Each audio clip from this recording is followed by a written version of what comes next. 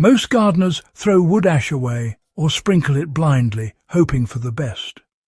Ancient growers did neither. They understood something we've forgotten. When ash is fermented correctly, it stops being a harsh powder and becomes a living mineral-rich liquid that feeds soil biology instead of burning it.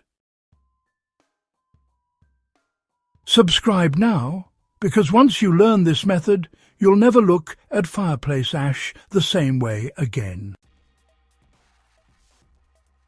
Why raw wood ash is powerful but dangerous. Wood ash is packed with potassium, calcium, magnesium, and trace minerals pulled from deep within trees. That sounds like a perfect fertilizer, but you know, raw ash is extremely alkaline. Applied directly, it can shock soil life, lock up nutrients, and, well, even damage roots. Ancient farmers knew ash needed transformation before it touched living soil. Fermentation was the missing step. Instead of just scattering ash, farmers soaked and fermented it. This process dissolved minerals into a plant-available form while buffering the harsh alkalinity. More importantly, fermentation introduced beneficial microbes that turned ash from a blunt tool into a precise soil amendment. Now, let's consider what fermentation actually changes.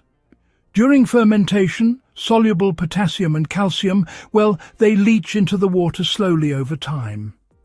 Organic acids form, which softens the pH, making the mixture less harsh. Microbial activity, you see, converts minerals into ionic forms that roots can absorb immediately.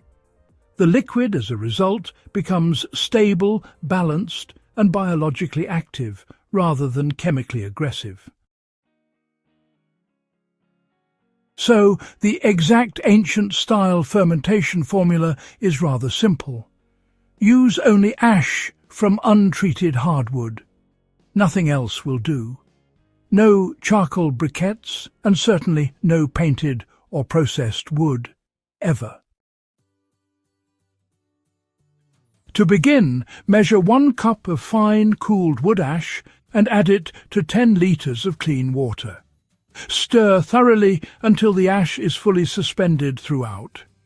Next, add 1 tablespoon of unsulfured molasses. This will feed the microbes. Cover the mixture loosely and let it ferment for 5 to 7 days in a warm, shaded place. Give it a good stir once daily. When the liquid smells earthy, not sharp, well, that's when you know it's ready. Now, why does the amount of water you use really matter? Well, 10 litres of water will dilute the alkalinity just enough to protect soil life, while still, you know, delivering those important minerals. If you use less water, the salts become too concentrated, and that can actually damage the roots. On the other hand, using more water weakens the nutrient density, making it less effective. This particular ratio was used historically, simply because it struck the right balance between safety and effectiveness. So, how did ancient farmers know when fermentation was complete?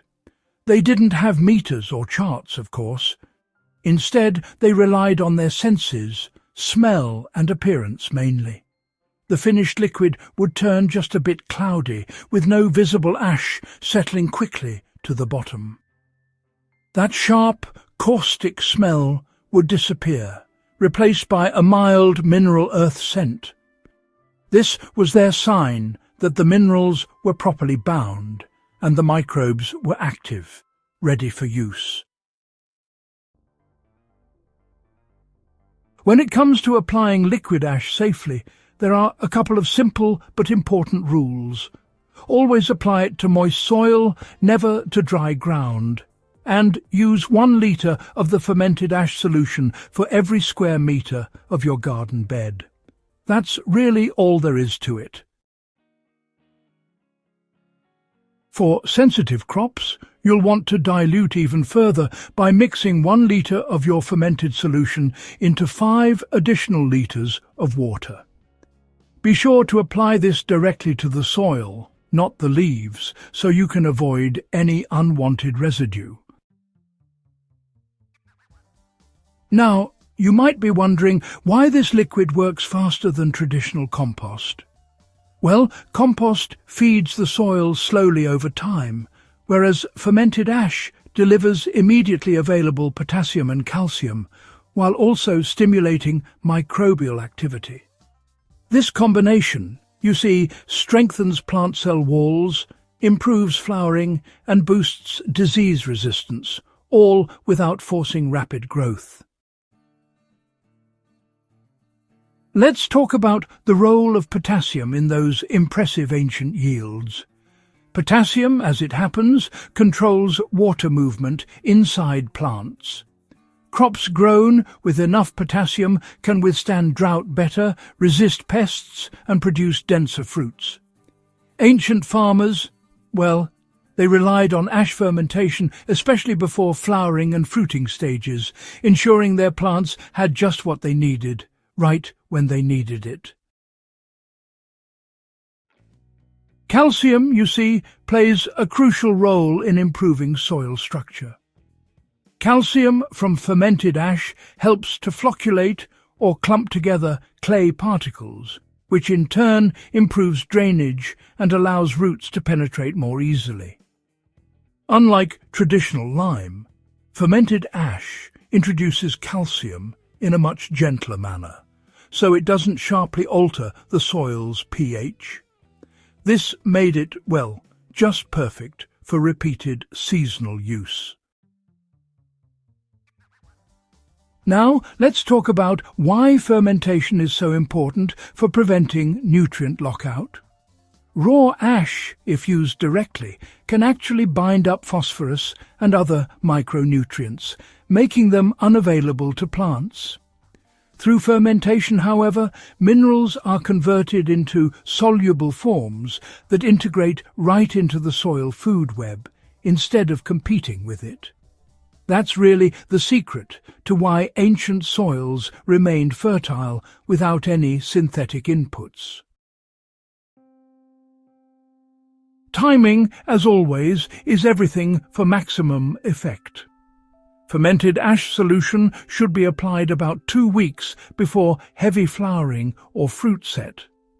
In vegetable beds, applying it early in the morning ensures the plants absorb as much as possible. But do remember, you should avoid using it on acid-loving plants like blueberries or potatoes. So, you see, this method really supported long-term soil health. Ancient farmers, well, they applied small amounts regularly instead of, dumping on large doses just every so often. This approach prevented mineral buildup and, importantly, kept soil biology active all year round. In this way, fermented ash became more of a supplement rather than a crutch. Now, let's talk about some common mistakes that modern gardeners tend to make. Using too much ash, skipping the fermentation step, or applying the mixture to dry soil, any of these can actually damage the delicate microbial life in your garden. Really, it's precision, patience, and proper dilution that make this method so powerful. So, why did this ancient method disappear? Well, industrial fertilizers came along and replaced these slower biological approaches. Fermentation simply took too much time, and ash was rebranded as waste. Yet, as soils degraded over the years, these forgotten techniques quietly outperformed modern inputs in both resilience and sustainability. And here's why this ancient hack matters now more than ever. With fertilizer costs rising and soil health on the decline, fermented ash offers a true closed-loop solution. It turns waste into fertility, strengthens crops naturally, and rebuilds the soil without creating dependence on outside inputs. If this has, opened your eyes to what ancient farmers actually knew, consider subscribing to Nature's Blueprint. Share this with someone who still throws their ash away. Remember, the old ways didn't vanish because they failed. They vanished because they worked quietly.